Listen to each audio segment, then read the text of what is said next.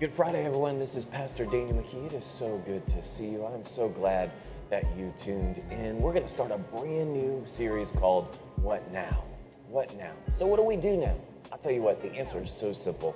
We stand. If we will stand for the right things at the right time, in the right way, we can change things. And so we're going to talk the next 5 weeks about taking a stand. And we're going to look at the life of Daniel. And so we're going to talk about stand out, stand up, stand in faith, stand strong, stand firm in the fire. And so I'm so excited about this series. And so what we're going to do is we're going to video these in local restaurants in Gloucester. My prayer during these teaching is to do two things. One is to inspire you, and the second one is to challenge you. And so here's the challenge. As we do these videos in our local community, what we're going to do is we're going to stand up for our local restaurants, and we're going to support them the week that this teaching drops. And like particularly, we're in Your Pie right now, and so what I want us to do is buy as many pies as you possibly can in this week. And so we're going to support our local restaurants along the way. Are you ready? Are you ready to go in? So what I'm talking about tonight is standing out. Standing out. What does that mean? I'm a youth pastor of The Verge. I have a phenomenal youth group. And there are three particular ladies. They call themselves the Jesus Sisters. And they are standing out.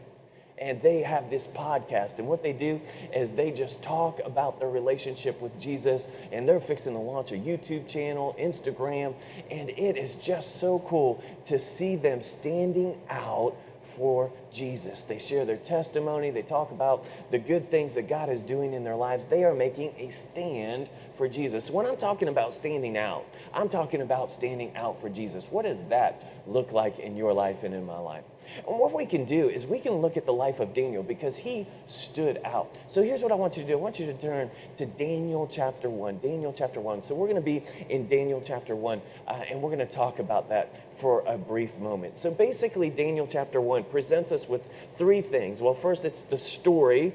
Then there's the resolve, the request, the results. So four things. The story, the resolve, the request, the results. And so basically the story is this. The Babylonians have selected certain individuals that are Jewish, some young men without any physical defects, handsome, showing aptitude for every kind of learning, well-informed, quick to understand, and qualified to serve the king's palace. And so they were going to teach these individuals their language, their customs, the Babylonian customs, and it was going to be, they were going to train them for 3 years. And the king was going to give them, king was going to give them food from his table and wine from his table. And so they were going to be in this process for 3 years. So Daniel and his friends were selected to be a part of this process. And the first thing they do is they change their names. They change their names from Jewish names to Babylonian names, okay? So that first happens. Then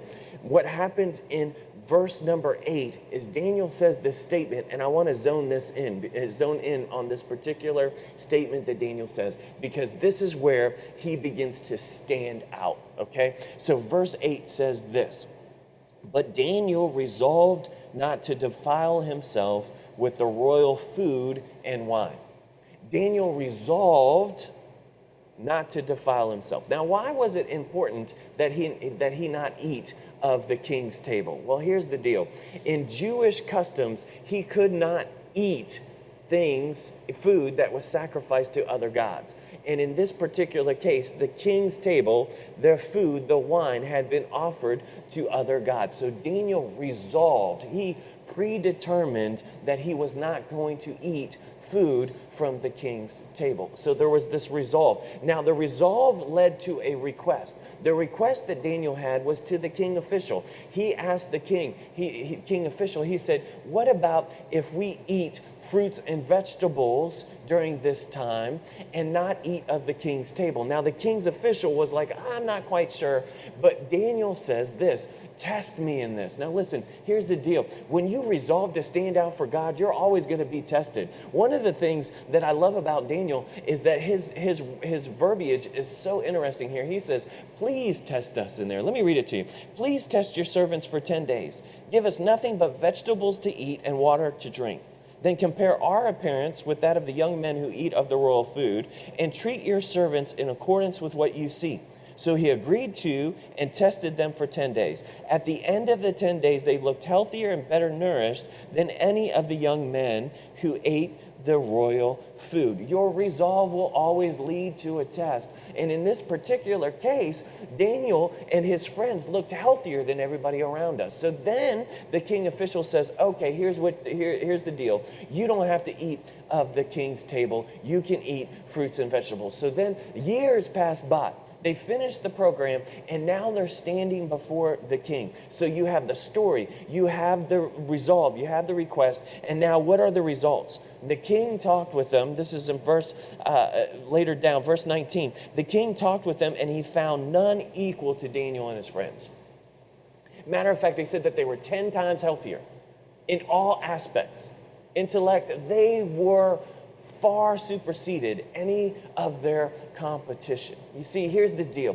It pays to stand out for God. It pays to stand out for God. And so here's what I want to do. I want to finish this real practically. So maybe you're there and you're wondering, well, how do I take a stand? How do I stand out for Jesus? I'll give you 4 simple ways to stand out for Jesus. The first one is this. We need to be intentional. You have to have some intentionality about your life. You have to be intentional. Like, I will go to church. I will share my faith. I will stand for my convictions. I will join a small group. Here's one. I will be kind. I will be known as a man or a woman of the Word of God. I will be known as a person of prayer. I will stand for justice and equality. I will. You see, we have to be intentional about our relationship with God. We have to be intentional about standing out for Jesus. You might have a passive personality, but you can't be a passive Christian and expect to stand out for God. It's just not gonna work. And Daniel resolved not to defile himself. He was intentional about his actions. And if you want to stand out for Jesus, you have to be intentional. Number 2, you have to have some grit about you. You have to have some grit. You're in a fight. I'm in a fight. The souls of men are at stake. The battle is raging around us for our children, for our family, for our marriages, for our churches. We need to have some grit and stand out for Jesus during this season, in every season. Jesus said this to his disciples, and I believe he would say this to you and to I as disciples of Jesus. He says this, "You will have trouble, but take heart, I have overcome the world." What is he saying? He's saying you might have some trouble. If you read your word and you pray, your life is not going to have any trouble. No. Jesus said, look, you're in a fight. You're in a battle. You're going to have trouble, but take heart, take courage, have some grit, and realize that I have overcome the world. Though the battle rages around us, we already have won the battle. So it's our job, it's our responsibility to have some grit and to fight for our families, to fight for our children, to fight for our teachers, to fight for our leaders, to fight for our community, to take a stand and stand out for Jesus and have a positive impact on where we're at right now. It's your responsibility. It's my responsibility. I remember hearing one person say this, we pray for revival, but revival starts with you. Revival starts for me. We got to draw the circle around ourselves and say, how am I standing out for Jesus? So have some grit about you. Number 3, be consistent. Consistency is key to standing out. There are people watching your life. There are people watching my life. And when you are consistent in your relationship with Jesus, your consistency is key to standing out, because that consistency will lead to a conversation that you will have the opportunity to talk about King Jesus and his goodness and how he's been so good in your life. So we need to be consistent. Joshua said it like this, "As for me and my household, we will serve the Lord." I would rather be remembered for standing out than blending in. We need to stand out for Jesus. And finally, we need to trust God with the results. It's cool about Daniel and his friends. They always trusted God with the results. They were intentional. They had grit. They were consistent. They took a stand of faith, and then they trusted him with the results. And in this particular story, they were 10 times above everyone else that they were competing against. You see, the favor of God was extended to their lives. I don't know if you've experienced this in your life, but I have sure experienced this in my life. When I have trusted God with the results, when I have trusted Jesus with the results, He always brings it to the point where it's better than I could ever have imagined. And so we need to trust Him with the results. So be intentional, have grit, be consistent, and trust God with the results. That's how you stand out for Jesus. Let's finish with some questions to think about. How about this? What are some ways you've seen people blend into the world? What are some ways you've seen them blend in? Number 2, what do you need to overcome that will enable you to fully stand out for Jesus?